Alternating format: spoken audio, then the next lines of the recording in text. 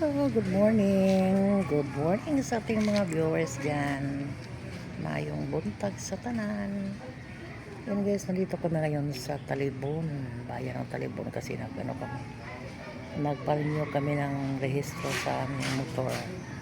Yung motor namin na may sidecar pero tinanggal namin yung kanyang sidecar, yung tawag ng tura-tura kasi mahal yung mahal yung magparehistro pag mayroong sidecar. Kahit walang bubong, walang atop, kahit sidecar lang mahal. So ang advice nila noon na pag magparehistro, magpa-renew, so tanggalin na lang yung sidecar, parang yung motor lang daw yung ating ipa-renew. Ayan guys, kasi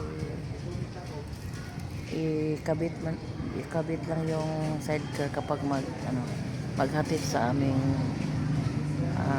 mag-deliver ng walis doon sa mga terminal, kahit saan yun magpahatid yung aming delivery boy, yung pinsan ko. So ayan, tinanggal muna ni Donnie yung sidecar. Mahala na guys. Ayun, increase naman yung smoke test, para tayong nagpa-smoke test dito. Dito muna tayo sa immersion.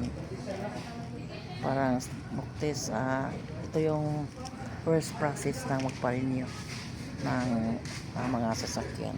Ayan si Donnie guys. Hintay pa kasi pangatlo pa kami kasi may nauna na sa amin. Nagpa-appointment daw sila kahapon. So hindi kami marunong magpa-appointment. Nag-walk-in lang kami. Pagkatapos nito, punta pa din tayo sa sa LTO. Doon sa malapit sa Alturas. Yan guys, ang init kaya ng panahon ngayon. Kailangan natin ipa-renew yung ating mga sasakyan guys, dahil parang hindi tayo matakot sa daan kapag may checkpoint, pag may mga harang. Si Donnie di makatulog pag di maka-renew ng mga sasakyan. Pag paglaanan natin ang para sa mga renew sa ating motor, importante yan. Yan, lapit ko si Donnie, tinawag na.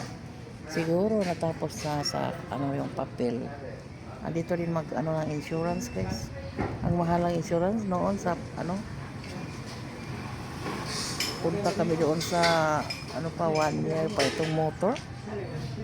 500 kapin na, 500 plus yung insurance. Sa ngayon 800 na.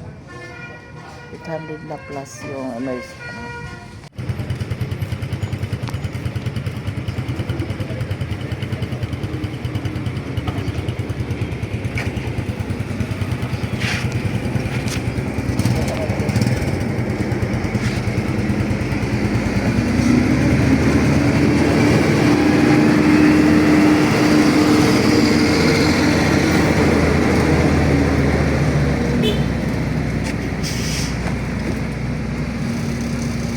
Tapos check yung mga signal light guys, signal light, brake.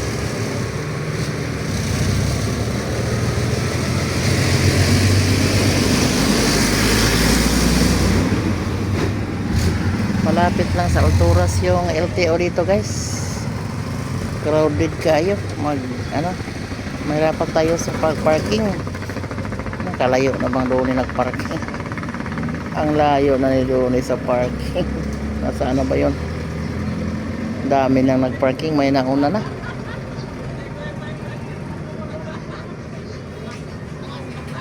Malapit ito sa Pantalan. Yung gate patungong Pantalan.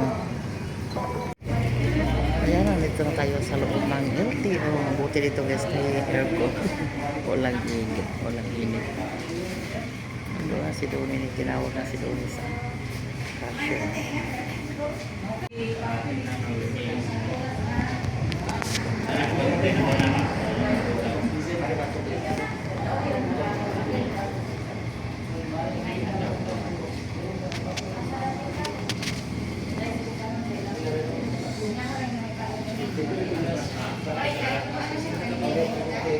Buti na lang, madali lang yung proseso ngayon sa pag-noise. Pag matapos na tayo doon sa smoke test, ang galit na dito sa LTO kasi hindi masyadong matao. Kasi ano ngayon, Huwebes ngayon. Yung daming tao ay yung Monday at saka Friday. Buti na lang nakakaisip kami na ngayon kami magpa-renia.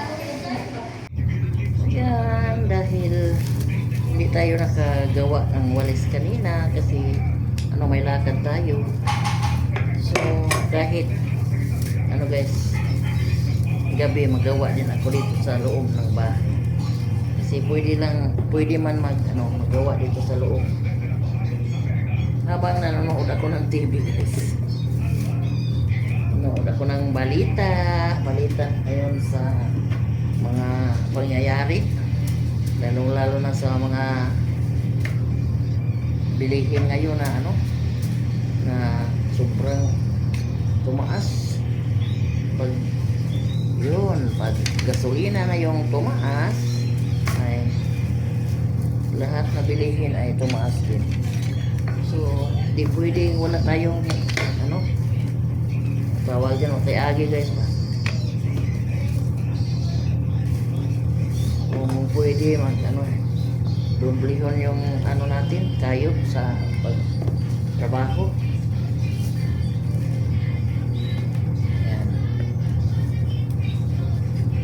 Wala akong natapos na walis kanina guys kasi may lakad tayo. So ayan, gawa lang ako ngayon.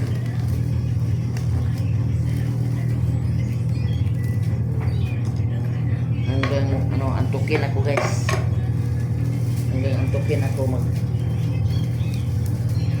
tulog naman tayo. Pero guys, tayo pa man. Hindi pa kami naghapunan.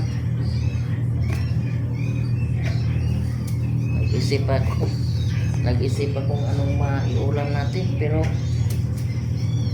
madilim na. Luto na lang tayo ng itlog at saka buwad ba tuyo. Meron pa man tayong tuyo dito at saka itlog. Ayan.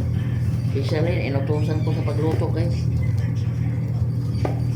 Mayroon pa namang corn beef.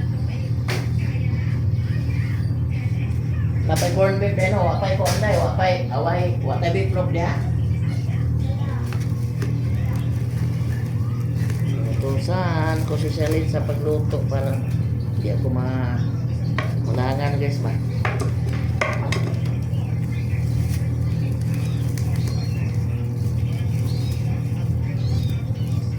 Madala si Shalin dito maghapunan guys kasi dito siya matulog.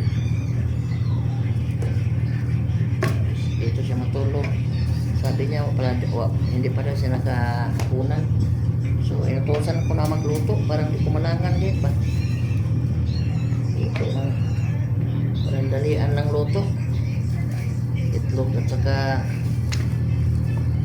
corn beef. Yung corn beef para rin sa kanila. Yung tuyo kay sa amin. So nalabay sudas mga tiguan guys. Dami-dami.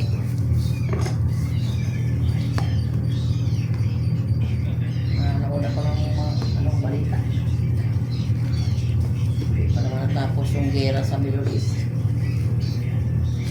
Sana matapos na yung gera doon. Para yung mga kababayan natin na nandoon hindi na palaging mga ngamba.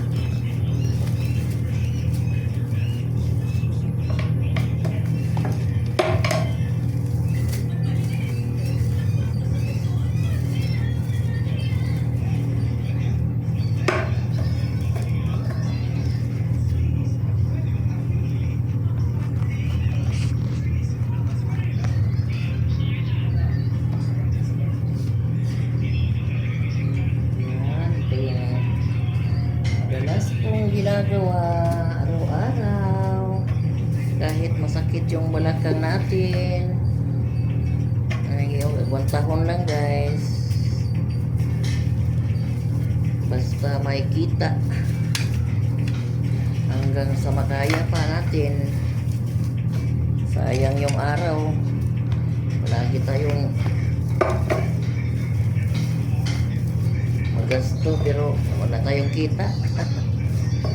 Very wrong na guys. Kailangan pag magasto tayo, mayroon din tayong kita. Kahit ano lang, kunti lang basta mayroon.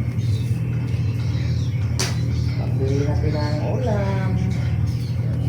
Para makabili tayo ng ulam. Yung ibang pangailangan natin, mga sabon. Kasi maliit na yung ganansya natin ngayon guys. Masiguro lang yung puhunan. At saka mga expenses sa ating trabaho. Yung puhunan ito ay tambo, handol, yung tali. Yan, yung puhunan. The rest ay konti na lang ginansya guys. Ego na lang makainom ng tubig. Ego na lang makainom ng tubig guys.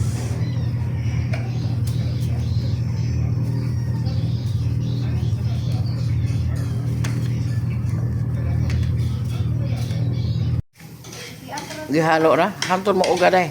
Yan, si Salin yung nagluto muna kasi may ginagawa ako. Pila ka corn beef day? Isa lang. Nya doon ka itlog. Yan. Kasi may ginagawa tayo guys. Pauga-uga day ha. Yan. Yun lang muna yung ano natin. Ulam at saka tuyo day pagluto day. Salamat naman.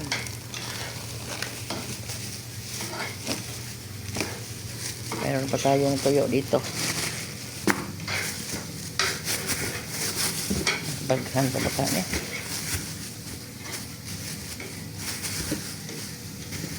Yan. Yan yung ating tuyo guys.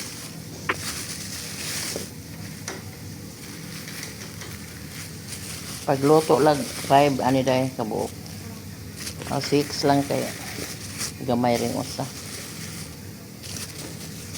5 lang deh. Ang rodani dia. Yan yung ating tuyo na. At hanggang dito na lang yung video natin guys. Maraming salamat sa walang sawang pagpanood.